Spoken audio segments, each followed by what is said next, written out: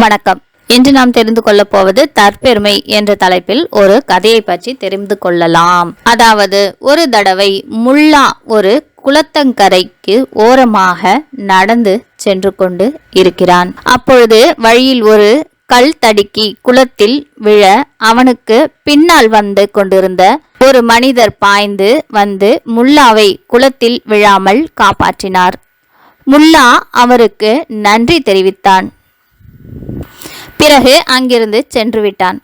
ஆனால் முல்லாவை காப்பாற்றியவர் சும்மா இருக்கவில்லை.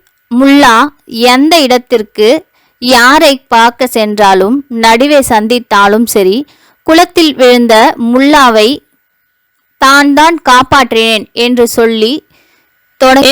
சொல்ல தொடங்கிவிட்டார். அவருடைய தற்பெருமை பேச்சை கேட்டு முல்லாவுக்கு சலிப்பு ஏற்பட்டது. எப்பொழுதும் அவருக்கு தகுந்த நேரத்தில் பாடம் கற்பிக்க வேண்டும் என்று தீர்மானித்தான். ஒரு நாள் பழைய குளக்கரை பக்கம் ஜன நடமாட்டம் அதிகமாக இருந்தது. அந்த பக்கம் வந்த முல்லா அந்த தற்பெருமைக்காரர் குளக்கரையில் யாரோ ஒருவருடன் உரையாடிக் கொண்டிருப்பதை கண்டான். திடீரென முல்லா குளத்தில் பாய்ந்து விட்டார்.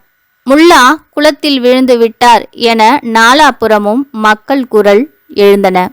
பலர் முல்லாவை காப்பாற்றுவதற்காக குளத்தில் இறங்கினார்கள். முன்னர் முல்லாவை குளத்தில் விழாமல் காப்பாற்றியவர் அவசரமாக குளத்தில் இறங்கினார். முல்லாவே யாரை பற்றியும் கவலைப்படாமல் குளத்தில் நீச்சல் அடித்து கொண்டிருக்கிறார். முல்லா நீந்த தெரியும் என்ற விஷயம் இதுவரை யாருக்குமே தெரியாது. முல்லா முன்னர் தம்மை காப்பாற்றியதற்காக தற்பெருமை பேசும் மனிதரை சுட்டி காண்பித்து, என் அருமை நண்பா,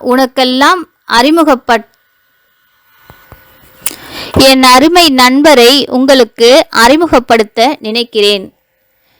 நீந்த தெரிந்த என்னை இந்த கணவான் ஒரு தடவை நீரில் மூழ்க விடாமல் காப்பாற்றி பேர் உதவி செய்தார் என்றார்.